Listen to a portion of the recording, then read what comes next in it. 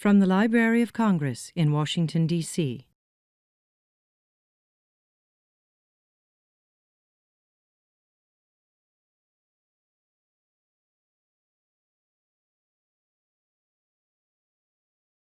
I'll just have you guys first start out by introducing yourselves and the instruments you play. Yes. Okay. Yeah. Hi, my name is Noah Martinez, and I play live. I play bajo quinto and quinta guapanguera, and in the studio, different acoustic bass, guitarrón, and tololoche as well. My name is Leticia Gonzales, and I play violin, percussion, including a woodblock and a snare, and jarana. And I also sing, and sometimes I dance. My name's Jordan Wax. I play the fiddle and the piano accordion, and sometimes I play the mandolin also and a button accordion. I think that's it. And I sing. Yeah. I think it'll be good to first start out by talking about the history of Lone Piñon. You want to? Yeah. I met Jordan and another guy we used to play with on a Sunday morning. There's a coffee shop in Albuquerque called Zendo Coffee, and I was playing. I've been playing every Sunday there with people who play son jarocho music, and I just went in one. I was there playing like normal, and these guys came in. They fit the bill of the coffee scene crowd, handsome, hip young men, and I didn't think much of it because people didn't pay attention to the music so much. But then I saw them kind of mouthing the words, and I thought, whoa, that's crazy. So I took a break.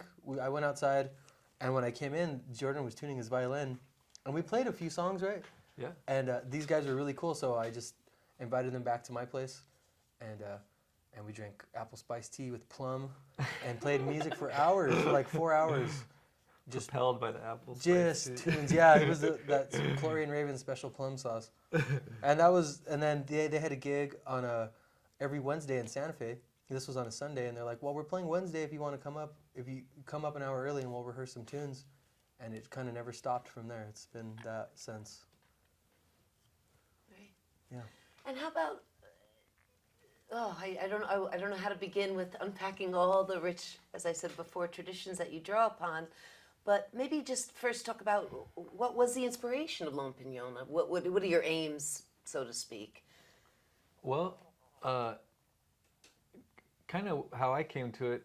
I'm from Missouri originally, and had a chance to learn the fiddle from older traditional fiddlers, who are square dance fiddlers there and contest fiddlers, and I think that was a cool chance to get to experience that way of interacting and the intergenerational thing and being involved in a really regional tradition. And I think I had that model when I moved to New Mexico, and after a while I kind of quit playing music, but I started really missing it, and I wanted to have that kind of relationship with older musicians. And so that, I think having brought that helped me kind of know what I was looking for, and that got me interested in finding the older New Mexico fiddle traditions and working with those. So that was kind of one inspiration. You guys probably have other inspirations that brought you in this direction. Would you like to go first? Sure. So I learned music through mariachi, which is kind of a tradition that lays over what we're playing now. It came after the string band style, and in a lot of ways supplanted the string band style in New Mexico. So though my family is from New Mexico and predates the mariachi style, they have a lot of identification with mariachi. So I started as a mariachi player very young, and started playing classical music. I played a lot of classical music and have always been interested in folk traditions. And a few years ago, before I met these guys and joined Lone Piñon, I was working a lot in sort of like community choirs and things like that. I played in a gamelan orchestra, and started wondering where that was happening in New Mexico, why it wasn't happening in New Mexico, if it could happen in New Mexico. And when I met Jordan first. When I met Jordan, he and the other member of the band were playing, and I was really excited to see young people playing the music. And then I met Noah later, and was like super delighted to hear all of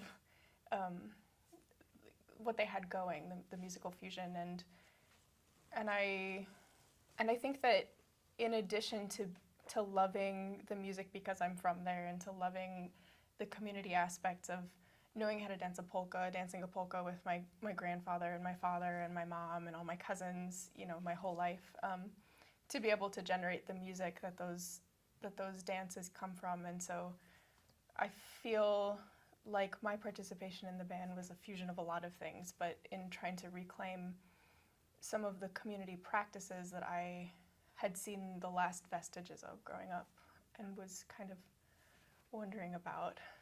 Yeah. And I guess for me, I started playing music when I was 12, and I grew up in kind of a rough neighborhood, and so a lot of us kids were kind of like getting into trouble, starting to hang around with the wrong crowds, and myself included just a little. But a friend of mine moved back to the neighborhood who was my best friend from second grade, and he had started playing guitar, so I kind of just jumped on the wagon with him and kind of kept it up. So when I was a teenager, my late teen years, my neighbors played old style ranchera music, just acoustic guitars, some beers, friends, neighborhood style on the ditch bank under a conwood tree, and they'd let me kind of come and hang out. So I always sort of followed that. I love blues and the traditional music. So there's another group in Albuquerque called Felix y los Gatos who sort of do a fusion of blues and polka styles, and they're from generations of traditional musicians. So I kind of got with them and played with them for a few years and really learned they're a blue collar hardcore band that just plays gigs constantly.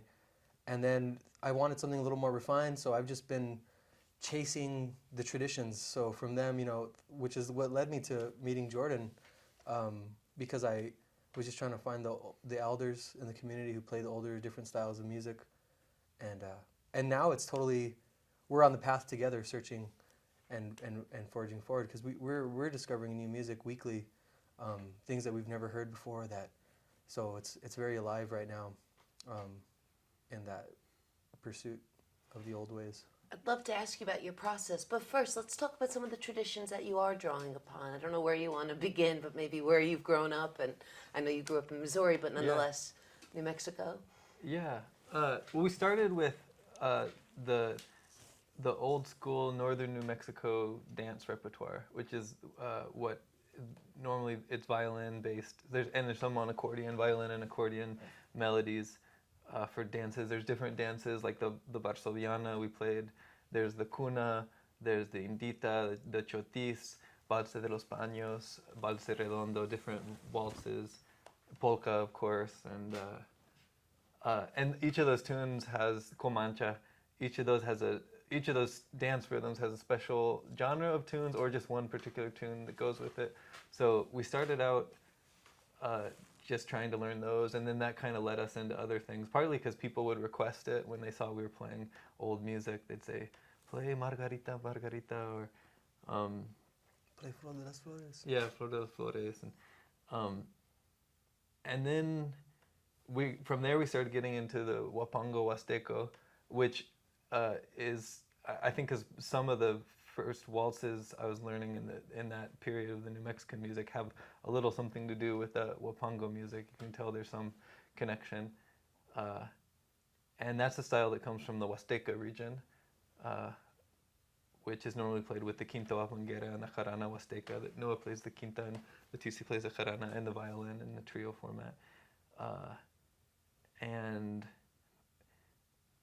we also learned some from Ken Kepler and Jeannie McCleary, some musicians in New Mexico that had worked with a lot of the elders, and they introduced us to Tohono O'odham music from some of the musicians they had worked with in Arizona, and so we've been doing some of that. Our friend since Scott Mathis gave us a bunch of music from Michoacan. Yeah. In the early days, I remember right. we had our first road gig, Mm-hmm. and we were kind of a new band, and he gave us a stack of CDs, and we were listening to Serafín Ibarra y Los Caracoros, and we were all amazed in the van. We're like, we could do that. That fits us. That's our music right there. Yeah, you can hear it's the same instruments at play, doing much more complex things, and we were really inspired. Like, we can do that like this. and that kind of helped us understand we can play the New Mexican music like that too. We can open it up and make it more, engaging in that way, and just helped us diversify the palette, because there aren't a lot of examples of the old New Mexico music to have like a real broad representation of it. So we kind of borrowed from those other things too. And also, when Jordan started learning Wapango music, he got in touch with our friend Juan Rivera out in Chicago, who's actually from Michoacan, but he plays amazing Huasteca violin, and he turned us on to a lot of Son Planeco and kind of the music from his land, and that's inspired us greatly, and our instrumentation as well. We don't use typical instruments for all the traditions, so we kind of have adjusted, or we don't have the amount of members, so I think that kind of has helped us, where we say, okay, like we did with Serafín Ibarra, where we go, this sounds like something we can do, this is what we have, and we sort of make it fit, so that's kind of nice. You talk a lot about meeting and learning from elders. How does that come about? Just from your own families, the communities you grew up in? Or what is the landscape today or these past years in New Mexico for traditional music? I know that you've noted that it is diminishing a bit, or that you're tracing this history. Well, a guy who we've worked with a lot, our buddy Tomas Maiz, we met him at a farmer's market, and he just walked up to us and asked us if he could record us, and we said, yeah, sure, and he pulled out his phone and recorded us a bit. And then after a song, he came and said, hey, let me play your violin, let me try this song out. And, oh yeah, try this. And then he played a melody and went, yeah, this is this tune. And it's just really organic meeting people like in life while we're playing. And I think a lot of the elders appreciate that, where some people are on social media, and you can, because of the internet and everything, you can kind of reach out to people and make contact. But we have met a few people just playing music too. Jordan studied a lot. He went and studied with Serafín Ibarra. Maybe you could talk about that a little. Yeah, I've tried to seek out people to learn from and have that connection with the music. In New Mexico, our friend Tomas has helped us all a lot, and he kind of grew up. He was kind of the youngest of his cohort of musicians, so he's one of the only ones of them that are still playing. And there's another guy, Mariano Romero, that he played with, who's a violinist, but because of arthritis in his shoulder, he can't play. But he came to our dance last time, which was really cool. And he's got a Cadillac, and he's got his name on the license plate. That's awesome.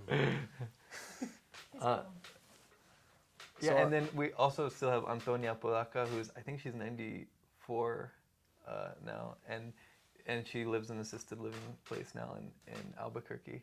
And still plays great. She gets tired sometimes after a couple of songs, but she plays wonderful, and I like to go play guitar from her.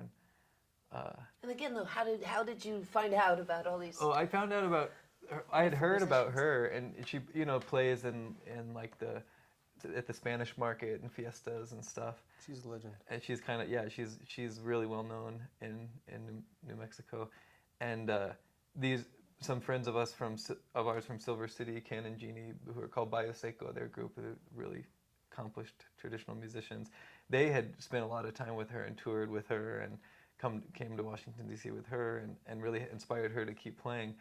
And I had talked to them, and they said, oh, you should just call her up and go visit her one day.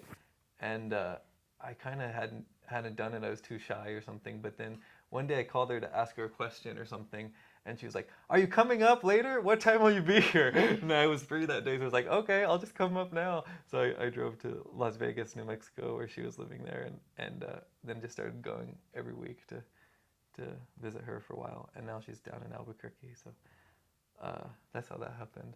And then, when I got there, she's older and, has trouble finding people to play with, and she's really particular about her backup too, and sensitive. She says, like, if someone plays the wrong chord, she gets a stomach ache, and so it works great because she likes to have someone to back her up, and then she'll practice because she doesn't like to play by herself. So that's how that happened.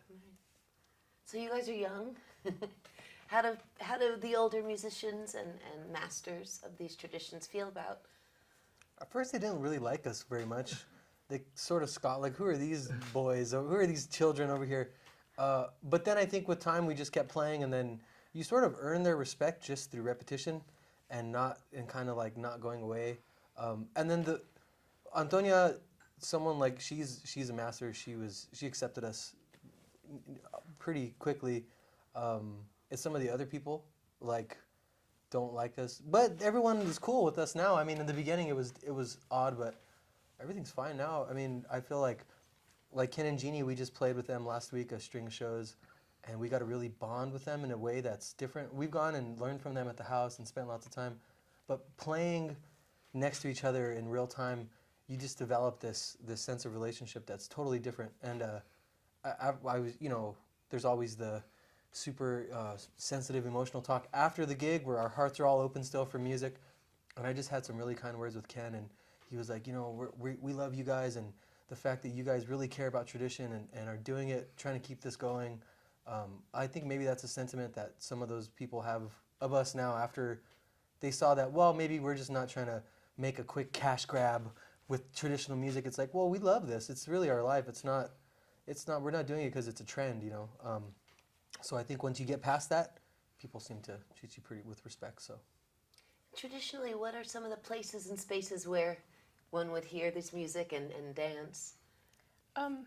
So I think there are a couple of different layers. I also have a background in folklorico, so I spent a lot of time when I was younger, like at fiestas throughout northern New Mexico, which are celebrations. They're like annual, they coincide kind of with harvest. But they have a longer history. They're religious and social celebrations that have survived for quite a while, and they're in the middle of kind of a transition right now, so it's an interesting time to think about the fiesta in northern New Mexico. And each larger city area has different traditions that they follow, but essentially it's a reenactment of the Spaniards coming to New Mexico. So it's under a lot of fire right now, and as it should be, it's kind of being questioned and updated. But I heard a lot of this music there, and I heard only recordings played for like a specific folk dance group that tries to keep doing the cuna and the varsoviana and these older dances, the indita, which comes to us from Spain. So I don't really remember. I probably saw Tomas when I was really small, and I probably saw him playing. But my primary source for these older styles was through recordings at fiestas. And so I think that became the case during my parents' generation, or like from the 50s onward. And before that, they were played at like fandangos, or dances that were done not only in like each specific locality, but even in like specific neighborhoods. So like the east side of Santa Fe, where my dad is from, had a fandango, and the west side of Santa Fe, where my mom is from, which is 15 minutes by car, had its own fandango. So there were different, they danced the styles differently, and they had different music. But that would have been my grandparents' or great-grandparents' time. So from kind of a living fandango community dance to a more staged sort of representation of like, this is what it means to have New Mexican music and New Mexican dance. But most of the styles that we play have something to do with dance as well. So they're not usually, I was thinking that as we were playing in the auditorium, it's a little bit special to be playing for just a listening audience. A lot of the accordion, snare bajo stuff, you would just be dancing in at a square or at somebody's celebration. So they're meant to be felt with your body and with other people, and there's a very lively aspect to all of these dances. And with I think the son planeco and the wapango, there are specific dance styles that go with them. So not so much in an auditorium, very much outdoors, very much for ritual celebrations, for planting celebrations, harvest celebrations, weddings, for baptisms, matanzas. weddings, matanzas, moments when the community comes together to celebrate or to be enjoy together. Yeah. Life moments. I think that's kind of part of our experience and interest in doing this kind of music too, is kind of because when my understanding is that, and when electricity came in, is basically when people started then amplifying instruments, and you know, electric guitar came in, and then drum set could come because they had louder instruments. And about that time, from the recordings and from elders been able to talk to, it sounds like there's just a brief period where they kept up the fiddle tradition and the old dances with that electrified instruments, but then it quickly, as that new instruments got adapted, all the old music went out the window kind of, and adopted new music too that was just simpler, you know, just great dancing, but not any of the other more specific dances. And so I think like what Leticia's saying, like that chronologically is kind of how that played out, that it went from being an active part of these celebrations to more like something everybody remembered and responded to and wanted to see the dancing, but that wasn't being recreated, renewed.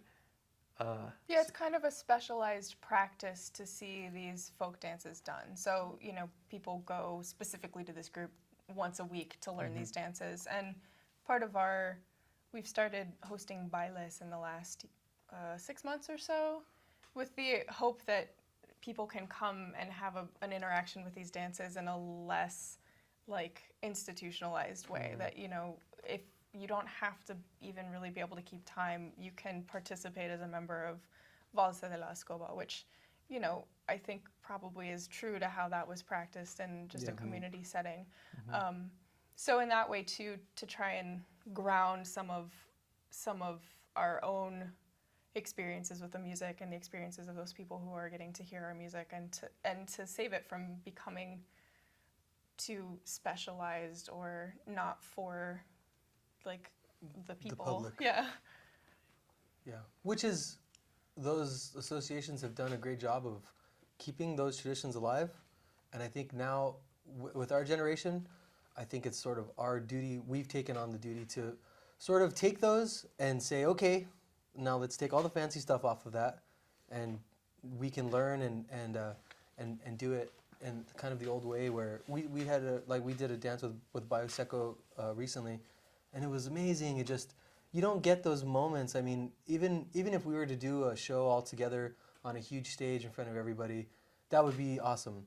But to get to play one dance tune for 15 minutes where we're watching the crowd, and then it's like it's just amazing. And to see the people and the interaction and the kids and the older people, and it's like, wow, it's really a true sense of community. And I think that's what kind of the purpose is of those situations. Like Leticia was saying, where it's like each community had their own dance. Well, I mean, part of that played into that because they wouldn't mix so much, because it's like, well, we can do something with our people over here on this end of town, have fun, all, you know what I mean? Everyone's going to be there. It's great. And the dance is sort of secondary to the social get together.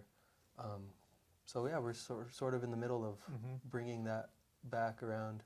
I think, and that's how we approach a lot of the music too, is figuring out, well, this is how it worked before, and obviously it's not working anymore, but we have all the pieces, and we understand somewhat what life is like now, and we're as qualified as anybody to try to figure out what it might take for it to get some new life again, and not just in a sense of performance or recordings, but in the sense of the community, and for it actually, for the tradition to have life and be renewed. Yeah, I think as Noah was saying, these kind of institutions or organizations have done a good job of preserving. So there's a lot of New Mexican culture that has been preserved. We have, we work with archives, the Juan Birael archive and the John Donald Robb archive at the University of New Mexico. We have an amazing amount of source recordings. So we might not have those elders anymore, but we have their recordings, and we also have video of dances. We have costumes that have been, preserved. But the idea of preservation, I hope, is to be revitalized and to be reintroduced. And so, New Mexico being such an interesting and complicated place, and in a lot of ways remembering what it was like to be itself before before electricity. I have stories of my dad, not ever getting to use a shower until high school, which was in the 60s. They had no running water and they had no electricity in the house that I live in now until the 60s, which is an important thing for everybody to just take a minute and think like, wow, a generation ago in parts of our country there was no running water, and people lived and they made things and they had traditions and culture. Beautiful lives too. Mm-hmm, that that in addition to preserving it, that we try and find a way to marry that to what's our particular challenges in this time right now. Growing isolation. I mean, I see a lot of my elders I knew kind of like at a remove. We were no longer able to care for them at home and to give them good lives at home in their older years. And so trying to not only preserve the dances and preserve the music, but to preserve this sense of, well, I see you at dances. I've danced with you. I know what it's like to dance with you. I've prepared food for you. You've prepared food for me. And to remember what it's like to be human together in a community within the wider sort of global idea of the world in which we live. So for me, I think that that's a big piece of what this music is about, that it is, we're musicians, so we do the music. We're artists, so we focus on the art. But if I was, a social worker, I would be doing similar, hopefully, initiatives to try and bring these values and the ability to be human with each other to individuals and hopefully also to a larger community level. You remind me, you wrote about the many traditions that you draw upon, that they represent radicalism, creativity, and cross-cultural solidarity. Can you talk a little bit more about that? I actually don't know what any of those words mean. So, no, I'm just kidding. Yeah, I think that's it. I think to be radical is to be different than what society wants of you, right? Like, so for us, it's the main, like Leticia was saying about that connection you have with an elder. And you see each other as, like, we're all in a circle, right? So a lot of times you're in that circle and the older people are looking down on you because you're just the young kid. Then we grow, and then a lot of times elders get forgotten that there was a whole life that was lived and all these lessons. So we sort of look at them in a down way. But when you get to that point where we're looking eye to eye, that's really the awesome part. But it takes you a little bit it takes a while to get that. And that idea is radical. I think it's to it's like, well, look at us. We're obviously young people. We shouldn't necessarily want to be hanging out with older people more than our own age generation, but we do. So I feel like that's the solidarity of that. And really and with music, it's sort of, once you're old enough to kind of play in bars, you're like all the same age, depending on where you are and the music you love. So we're young people in our 20s and 30s, but I look at Ken and Jeannie who are into their later years of life, and it's like we're the same. It's just we're a little further down the road or something, I don't know. What do you think, Jordan? I was thinking about the radicalism from older musicians. I think about like in getting to work with older fiddle players in Missouri and Mexican musicians and musicians in New Mexico. There's a lot of ideas that we just have as a society about what the musicians are, what they're doing, what the traditions are, what cultures are, and music's a wonderful thing because the people who are practicing it often in a really deep way, in a committed, the level of like lifetimes of commitment and generations of commitment, they don't share any of those ideas about what their divisions are and what the purpose of it is, and oftentimes and so I feel like I've had a chance to see where society is saying, well, this is who the musicians are and this is what they represent and this is what they do, and the musicians saying, no, we're not that, we have our own story. And I think also that ties into that cross-cultural level for me. I'm not New Mexican, and I think a lot of people, that's a really interesting element in the experience of the band, because a lot of people will reject that at first. They'll say, well, this guy's an outsider singing this music, then it must be bad, But then there are people who actually listen and they say, oh, that's our music. That's it. You guys are doing it well. And I think working with musicians and coming from that experience where I've had a chance to work with people of lots of different cultural backgrounds, that and maybe that brings it out even more, but people are always telling me, oh, this, there's always been this connection, or, these musicians from the Midwest came and they shared this, and you can hear that in the older recordings. And then, working with Serafín Ibarra and Michoacán was saying, oh, this musician came from here, and this Texan musician who we always listened to, he said, oh, he was actually from Michoacán, and there's been a lot of exchange always going on. But I think as things move forward, and I don't know, it seems like sometimes there's a tendency to reduce the diversity of the traditions and come up with a simpler and simpler idea of it, and that gets reduced out, and people come up with one story that this is the people who play this music, and it just represents this, a simpler form of identity, and I think that the example of the older musicians and how they express something so much more complex helps me a lot in dealing with that, and realizing, oh, actually being complex and being diverse and telling people, yeah, you might have an idea of how it's supposed to be, but here we are, and we're obviously something different. Yeah. It takes a little bit of a radical or rebellious attitude to be able to believe in ourselves and say, like, yeah, it is a little different than people might be expecting, but this is the best we can do to maintain the continuity and express that and renew the tradition in the context of our lives and be authentic. Yeah. I think that creative pursuits allow us to extrapolate from an individual to a larger idea. And so, as Jordan is saying, and as Noah has said, like, we're kind of bridging, I think, a point between what me, Leticia, who can put on one identity, which is New Mexican, and can put on another identity, which is American, and another identity, which is like college educated, and all of these different forms of our identity, that I'm using each of these identities also to further complicate and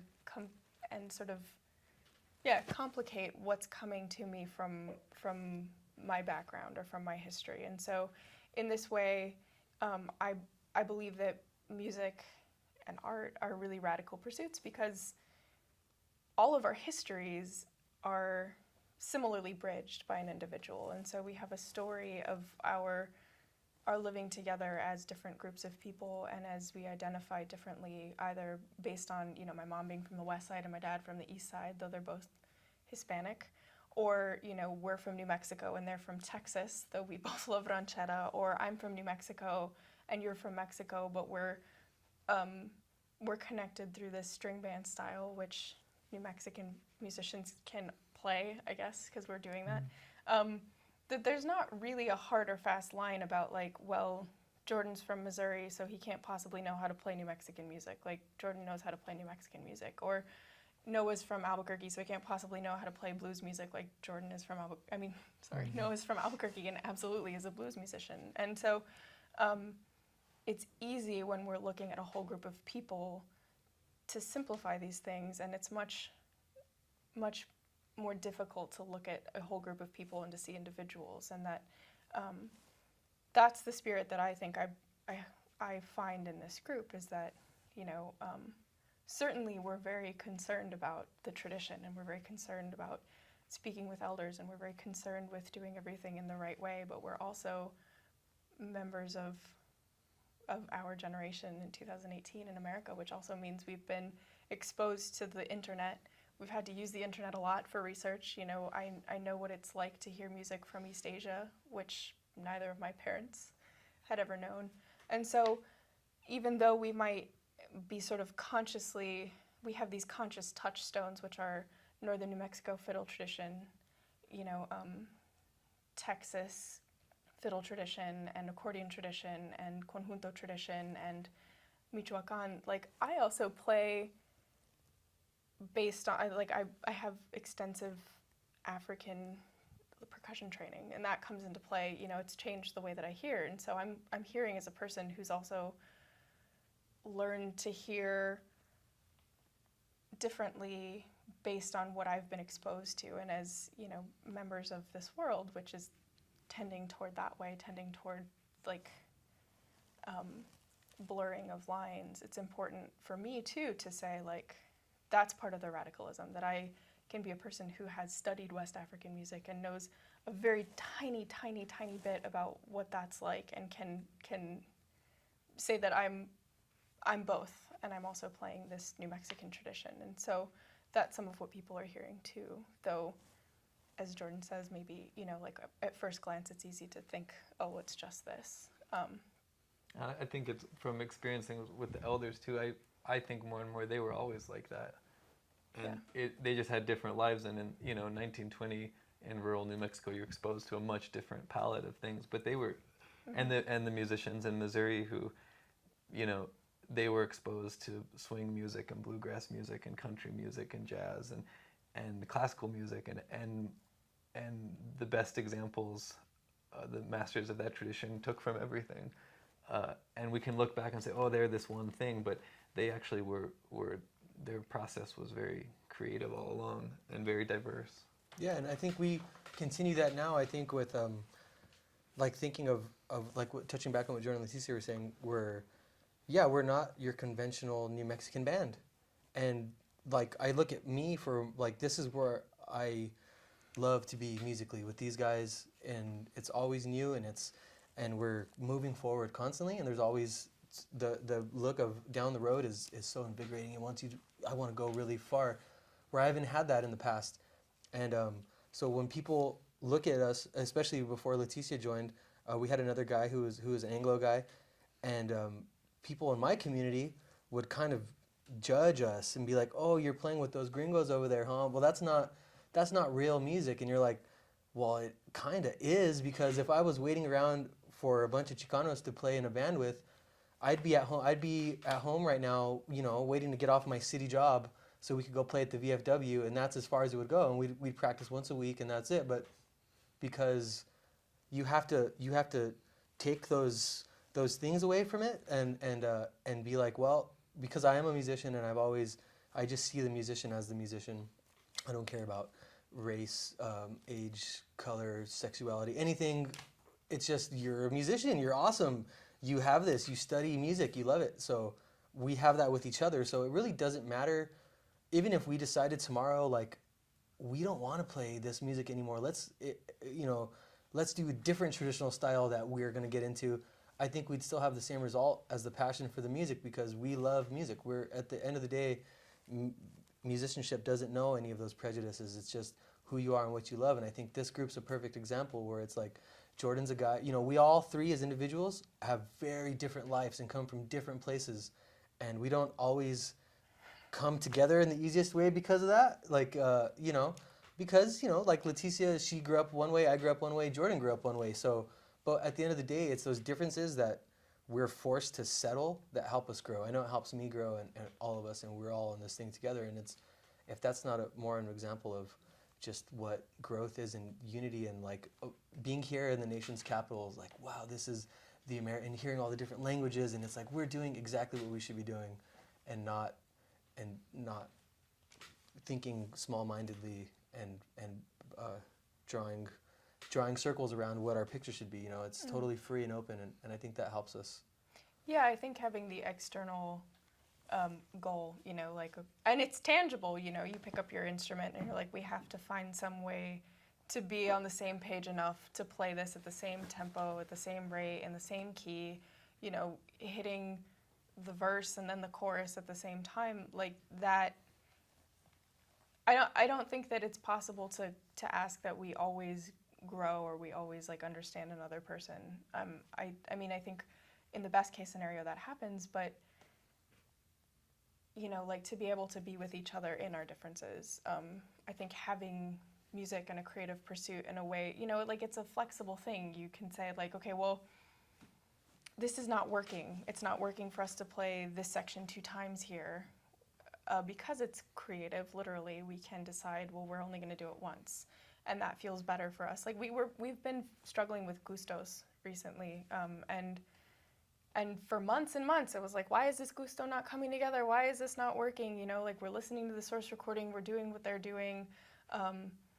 Are we going too fast? Are we going too slow? We tried it a million different ways, and then we finally decided for whatever reason, and it just needed to be a little bit shorter. And so like, there's that freedom and there's that flexibility in order to like, to spend the time asking, well, what's not working?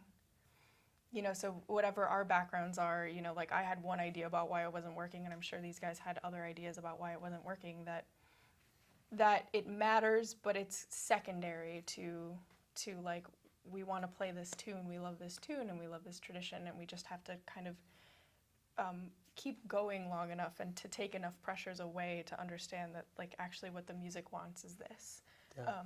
And if we can just find a way to communicate with each other that's healthy for everyone, we don't lose this beautiful thing that we want, all of us want so badly. So that's been great. That's really a lot of good. I must say, you've answered or touched upon so many questions I wanted to ask. Thank you. We're good at just going. Yeah, this is a breeze. But I'm going to back up a little bit, if I may. But you remind me of what you, Leticia, said on stage about Polka, or I think the song was "The Woman from Warsaw." Oh yeah. And how, you know, the grabbing of these traditions and also the migration of cultural knowledge, people. Could you talk a little bit about why polka is in New Mexico? Yeah, so that tune actually is Warsowiana, which is not quite a polka. So polka, they're similar though, right? So they're both coming from Western Europe, and so the polka tradition overlays another tradition, a lot of which we've lost. So we have some dances that are still danced in New Mexico that are kind of more directly from Spain, one being Viendita, which came over to Mexico and then up the trail to New Mexico. And so inside of that, because these are community dances and because you can dance them within certain rules and regulations with people, other people, so like women and men dance together, women dance with, you know, their father or their husband or their brothers, which is changing. Then when the American colonies started moving west, and when soldiers were coming, before the soldiers there were other Americans coming, and those Americans brought trumpets, and they brought a lot of different instruments, and they brought the polka. And the New Mexicans, for some reason, probably because they were used to community dances, loved the polka. So they grabbed onto the polka, and with the polka came the Warsowiana, which is a dance. Like, I don't know what it's like in Warsaw. It's probably not even danced in Warsaw anymore. Maybe it's not from Warsaw. It's just about a woman from Warsaw. That traveled all the way from, you know, Central Europe through Western Europe, across the ocean to the eastern part of the United States, and then over the trails, you know, to New Mexico. And New Mexicans loved it. They were like, we get this. This makes sense to us. The Warsowiana, let's do it. Maybe I don't listen to a lot of pop music, so I can't find a pop like parallel, but The Macarena. yeah, like the Macarena. It was like the Macarena of like the 1800s.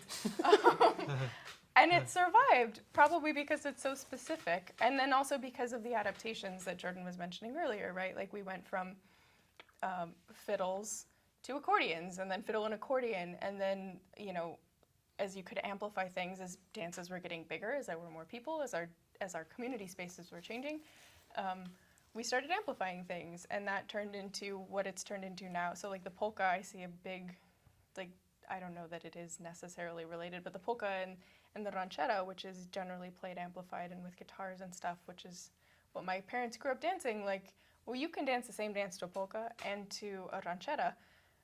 I don't know if that answers your question. I think it does. Absolutely. Yes, very thoroughly. Also, when Jordan was doing research in Mexico this past December, he found out from Don Serafín Ibarra that a lot of those tunes are related to other songs, because he sent me a version of a Warsowiana that Oh, yeah. Serafin does, Yeah. and that they come from Redovas, and that it's even deeper than that. So somewhere along that line, when it stopped in Mexico, it grew there, and a seed was planted, and then it came up, zip. But that tree's still been growing. So And that was interesting to see too, like a lot of the style in New Mexico, the waltzes, like the waltz we played today at the concert that comes from Cleophas Ortiz, and he learned it from his uncle Emiliano, they call it Waltz Emiliano. But in Michoacan, I heard some musicians playing ritual funeral music, and it was that exact tune, with an extra third section thrown in. So I was like, it was amazing, and I was asking some of the musicians, and they said, yeah, we think that a lot of the really older repertoire from Europe that came over, these waltzes, then were adapted, and they're called minuetes in Michoacan, and used for funerals and religious observances. But then in New Mexico, they were adapted into social music, and that could be part of why, or who knows why, but that's one. You definitely hear it, and it's the same tune, you know? yeah. I was thinking of another one, but I lost my train of thought. Well, since we're here at the American Folklife Center, which houses one of the largest cultural archives in the world, would you talk a little bit more about your archival research, the work you do with archives? You mentioned the University of New Mexico. Yeah, JD, John Donald Robb. Yeah. Which is crazy for me because as a kid growing up, my grandpa's a farmer, and where I live in the Rio Grande Valley in North Valley of Albuquerque, at one time there was just fields and fields and fields. We grew alfalfa and lots of hay, different types of hay, and now they're all mansions mostly. But as a child, we grew up in those fields working and working. So I always remember talking about, we're going to do the John Robb field.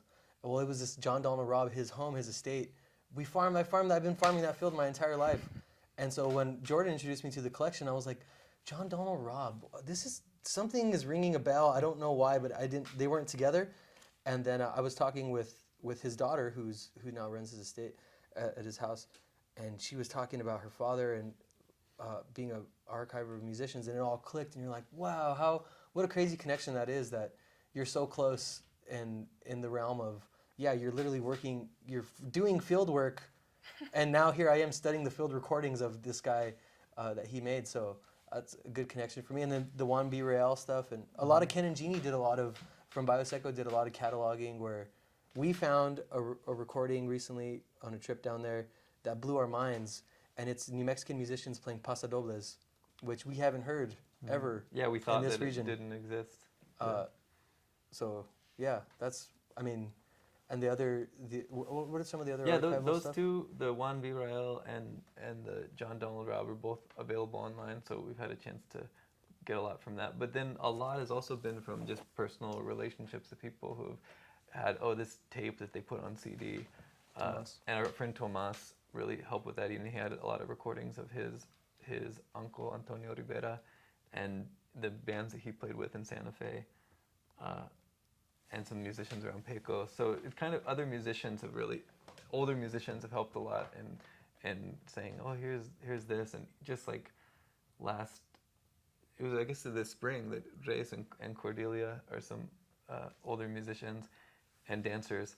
And I'd gone by their house or something, and they said, oh, look, and they had this record, LP of Gregorio Ruiz from Pecos that I had never heard with. And that's where we got some of the tunes we did today as well. So another one was we did a paso doble of off this CD. Our friend David Garcia up in Española, he gave us a CD that just said San Antonio Trio, and it was bajo, violin, and electric bass. And we had no information other than that, but we just studied that record forever. And then we made some contacts with some people in Texas who provided us with information. Eventually, we now know what that is, but. A lot of it's like that, just stuff by chance, and Cipriano Vigil's another guy in New Mexico he wrote a book and put a CD collection of music out of tunes and the people who played them back in those days. But YouTube, a lot, for Mexican stuff. For Mexican stuff, mostly musicians, I guess, has been our main inspiration of new sources of music. Yeah, recordings. You also sing in different languages. Can you talk about the many different languages that you're repertoires that you pull on represent? Yeah, we have a couple songs in Nahuatl, which is the language from the Huasteca. So a lot of the ritual music there, which a lot of is canarios, is that style, and a lot of them have lyrics or not many, but there are several that have lyrics in Nahuatl. And so when I was down there, I had some lessons and was working on learning that, and then also some of the music we played today I learned from Don Pedro Dimas in Morelia, and he's from Ichupio, Michoacan, and their family speaks Purepecha, and so he helped me with some of that, and that's a beautiful repertoire of Purepecha music that includes sones abajeños, which are dance tunes that are instrumental, and then pirecuas, which are love songs that are sung in Purepecha and sometimes Spanish, and sometimes they're adapted into fast-paced sones, so you can sing those as well. We're lucky to have lyrics in Nahuatl and Purepecha because a lot of those songs have been adapted to Spanish, right? So it's more common to find. I don't know. I can't say that's true for the Purepecha music, but huapangos, it's much more common to hear a huapango in Spanish. Mm-hmm. So when we do have Nahuatl lyrics, it's pretty. And I mean, there are certainly bands that are doing that, but at least in the United States, until I started diving deeper into this music, I didn't hear very many. So. And it's cool to do in New Mexico because there actually were a lot of the Tlaxcala people, or Nahuatl-speaking people who came up and built a lot of Santa Fe, and I don't know how many generations that lasted, but I mean, there's no continuity of that now. But it's cool to get to sing in that language in a place where it was once spoken. We've also met some people who are native language speakers in Albuquerque that, we would have never been able to make those connections without that repertoire. And we met a family, the Garcia family. Remember those guys? Yeah. And they invited us back to a party at their house, and we went and played. And it was a birthday party. It was amazing. Remember that? It was so incredible. The quinceañera. The quinceañera, yeah, it was a quinceañera. And just language. That having that language and the fact that Jordan's been able to research that opened us. It invites you into more people's lives and just gives them more. It's just more connections in that with those folks that are really cool. And it's cool too, I think, because. Like we were talking about the radicalism of representing a more complex cultural picture when people are expecting something. I think in New Mexico, we're guilty of having an oversimplified picture. A lot of times there's kind of the cowboys and Indians and the Mexicans, and which is not a very useful model anymore. But it still kind of persists in the psyche or the culture. And I think when people see this band that is playing, Spanish music and they bring all these associations with it, and then they hear an indigenous language that obviously is very intimately connected with the music. It's fun to do that because I think it instantly switches the way people are watching us and their expectations and what they were thinking. Yeah, it definitely complicates things. And I wanted to say a little bit, I've used archives especially. I grew up hearing a lot of religious songs, so a lot of my musical background with elders was in church, so Catholicism is very predominant in Hispanic communities in New Mexico, and I grew up very Catholic.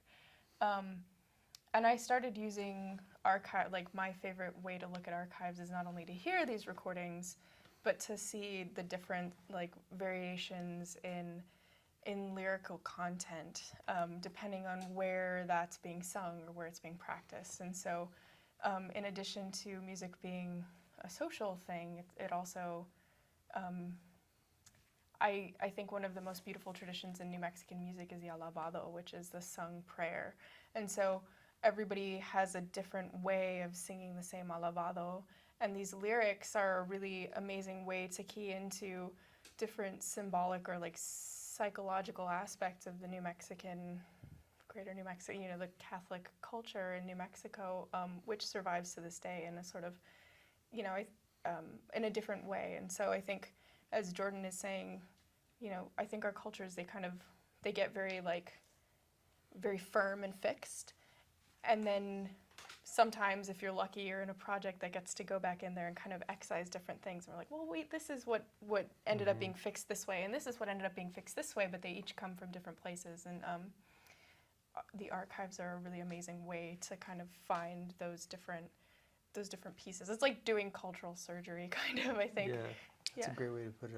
Yeah, they kind of preserve diversity that didn't survive to our day, for us to get to experience. You can look back and say like, wow, look at this broad spectrum of how this one tune was being played. Yeah. And so I don't have to, I can learn it from this one, in this version that one particular fiddler played, but my understanding doesn't have to be limited to that, because I can hear all these different ways, incorporate different elements, and I think that helps create a lot of space and breathing and new life in it, because I think with just the pieces of continuity that we have left, I mean, it works together. I mean, I think if we didn't know living musicians who we could work with personally, the archives wouldn't be worth very much to us, or it wouldn't be very useful. But having those two things together to understand the musicians and their examples and how they play, and then these different examples of just recordings, these moments in time,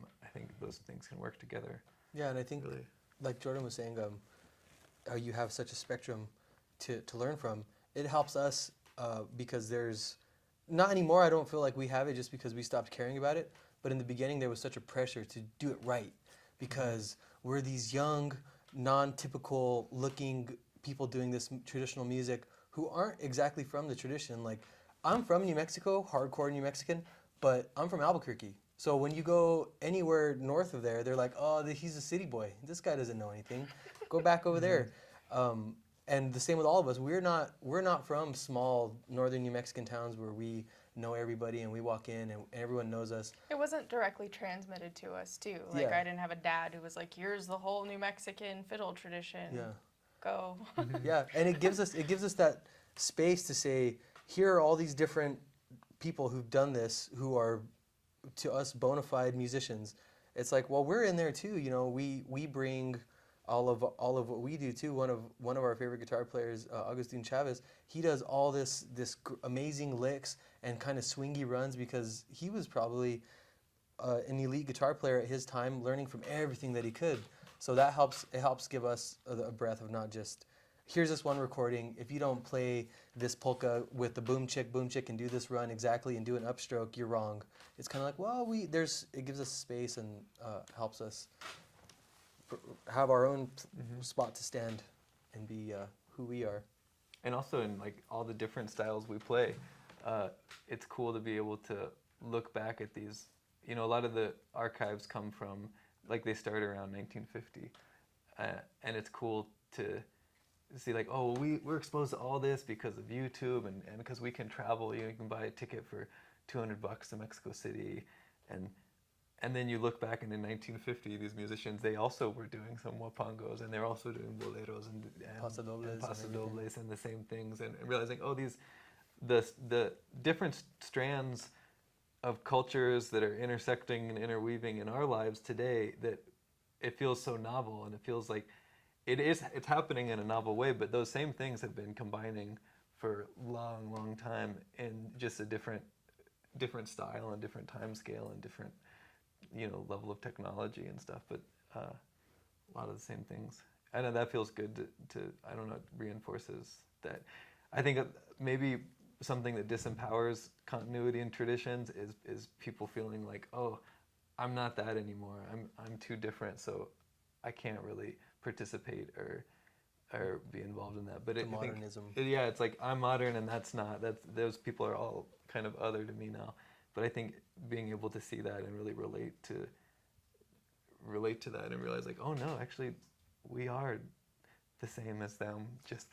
We're just our generation of the same people they keep, Yeah, and for us on that end now, we are a hardcore folk band. Like today for us doing sound check with the microphones was like the most anxiety I've ever had in a gig, because we don't use we use one microphone. You stand in front of it. Here you go. Here's your ham and cheese sandwich. Move along down the line. And today was like gourmet. We're like all these things and positioning, and that's pretty difficult for us. But we just got booked recently to play a festival in up in Taos, New Mexico, and every group are electric music, computers, all this, and we're on the same bill as them. Yeah. So we're so extreme of being a traditional folk band that we're now cool with the electronic kids. That's crazy to me. When I saw that flyer, I was like, wow, that is so unique. So maybe there's more of that turn is coming. Well, you're on your way to Brooklyn soon. Yeah. Yeah. Yeah, we're excited. So yeah, it's just kind of those moments where you go, whoa. And then, when you think of that, we're going to be doing that electronic music festival, it's totally different for us. And then we just had this great week of music with Bayou Seco, who learned from all the elders and are just, those two worlds are so far apart. And Lone Piñon's right in the middle, So we're pretty lucky, man. It's kind of cool. It's pretty nice. As far as just on the other side of that, how people, our generation, don't necessarily want to associate themselves with the old ways because everything's growing so rapidly, and we're all trying to keep up and move forward. So it's nice when you move forward by just standing still. It's pretty good. Yeah, so do you feel like you're a bit of a counterpoint these days? Maybe. Pushing back against? I don't think maybe people view us that way. I don't feel like that's like an objective for us, or maybe it's just something that sort of happens naturally and we don't recognize it. Right, like the radicalism you were talking about, just by the nature of playing what you play. Yeah. Yeah, I think that's kind of that. Yeah. Go ahead. No, it's Yeah, I was thinking, hearing you say that made me think. Yeah, a lot of the reason why the tradition in New Mexico started being silenced, it wasn't anybody's mistake. It wasn't people didn't care, but it was like the whole structure of how we live together and the economy and our society changed, and the way people were doing music and this music no longer fit, and so it just went away. And so for us to say no, we're going to do that now, it's like against the stream. like the pants are too small, but we're gonna make them fit. I'll lay on the bed with pliers. Yeah, they'll I'm stretch getting them out. on. Yeah, They'll we got to stretch them out. Just going back a moment, you've been meeting with so many master musicians, become friends, this community that you're also helping to reconnect or strengthen. Do you record anyone at all? Are you secret folklorists? I do, yeah. Yeah. I have a digital recorder, and when I was visiting Serafin, I would, every time, he'd love to just, the Serafin Ibarra in Morelia, and he was an encyclopedia of many generations of stories, and I would always just put that on, and I'd send him back, and I've got hours and hours of him just talking and telling stories, and that was amazing because, one thing that really impressed me was we were talking about this fiddler El Ciego Melquiades from San Antonio, and he was Archival re-released, which is now Smithsonian, right? Yeah, re-released some of his recordings, and like on the description on the back of it, they said, "Oh, he's this rural fiddler from South Texas," and people liked his music because it was so rustic. And then I was talking to and that he lived in San Antonio and they lost track of him or something. And this fiddler in Michoacan was like, "Oh, Melquias." He was like, "Yeah, we hung out all the time in Mexico City when he was an old man. Yeah, he moved back to Mexico City, and I was working as a musician there, and I would always go to his house and hang out. And it was this whole piece of the history that wasn't known in America. And he was actually, no, he wasn't a rural Texas fiddler at all. He was from Coahuila, and he played in the symphony down here, he played really sophisticated style of music, and it's cool that like that really made an impression. It was like, whoa, what was printed on the back of the CD was wrong. And like the musician told me, and I love hearing Jordan. He was gone, and I was at home. I had a little newborn at home that I was taking care of, and so when those messages would come in, they were like a saving grace to me of musical knowledge. And for us, we've done gigs and sat and been on the ride home and like just talked about how do you think that this happened and why is there a Bajo Quinto and Bajo Sexto in South Texas? And I remember one of the interviews was, one of the clips Jordan sent me was him asking Serafin, and he's like, oh, I knew the guy that took the first one over there to San Antonio. Yeah, I put him all the time. I knew him. We're like, oh my goodness. But to have that source of all the knowledge and everything, and well, now we have it a little so we can share those stories. But yeah, it's pretty nice to have. Yeah, and I think it's inspired me just like now that I started doing that with musicians and the older musicians, and as time's gone on, now I've lost those people and they've passed on, and having those recordings is so amazing. And so now I record not just musicians, I record all kinds of people. Yeah, I gotta watch what I say in the tour card because I'm always There are codes of ethics. Yeah, I don't have to follow any of them. This is in my life. It's just like at family gatherings and stuff. I'll just put it on because like you never know. It's like music's just like anything where that moment will never repeat of having those people together and that they were all in that phase of their life. And I have recordings of my grandma singing in a way that she'll still sing, but not like she used to. And so I have those recordings, and that it means a lot to me. So yeah, I'm a secret folklorist, so probably unethical. It's not a secret anymore, man. Not secret anymore. Oh no. Welcome to YouTube. Yeah. This has been wonderful. Thank you so much. I guess my last question would be, what's next for Lone Piñon? Lunch. Yeah. No, I'm just kidding. We already had lunch. Oh yeah, Second lunch. I don't know. Just try. I guess for me, it's like just try and keep all the wheels turning. You know, life catches up with us outside of music, and it makes it hard. It does. You know, just to be honest, it's difficult to keep going with everything. So for us, it's just not. For me, it's like just keeping it alive is the next thing, and then after everything will follow from there. So.